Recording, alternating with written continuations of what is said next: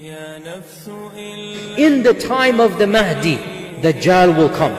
The Muslims will attempt to fight Dajjal back and forth. Will they be successful? No. No one can kill the Dajjal, not even the Mahdi.